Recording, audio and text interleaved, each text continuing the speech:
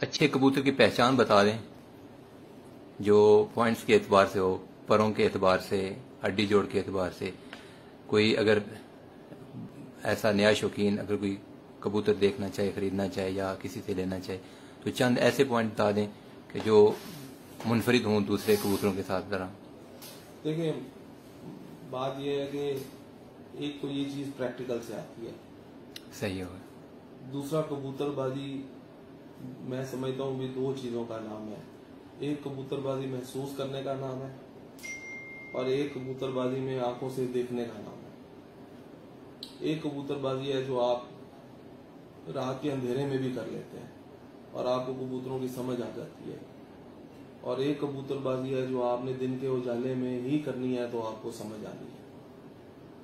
तो ये दोनों चीजें प्रैक्टिकल से ही आएंगी, और उसके लिए मैं बार बार कहता हूँ अच्छा रहनुमा ढूंढें, अच्छा रहनुमा ढूंढ के आप उससे गाइडलाइन लें।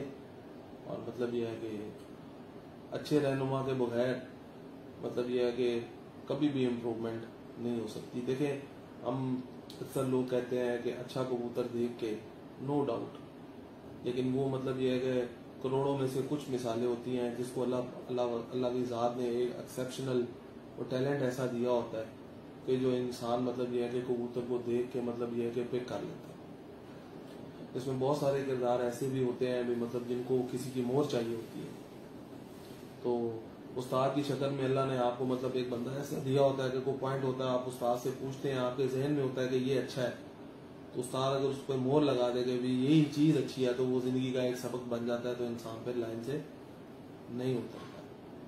बाकी कबूतरों की देखें जी, जो जनरल पॉइंट कबूतरों के सारे अब आपको भी पता अब क्या मतलब वही है आ जाके जो मतलब ये है कि बताते हैं। बाकी चीजें तो फिर प्रैक्टिकल से और उसी से इम्प्रूव हो सकती है।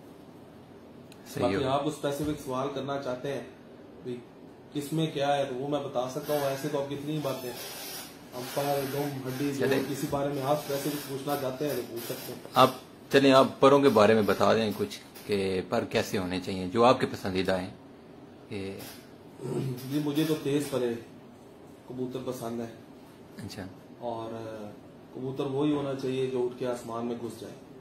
सही है। तो परों की जो टिप है वो कौन सी होनी चाहिए जो आपकी पसंदीदा की? ये टिप जो है ना, वैसे तो होती है ना, एक पेंसिल नुमा होती है, एक जरा बुलेट टाइप होती है, एक चेसर टाइप होती है, तो आपकी पसंदीदा कौन सी है?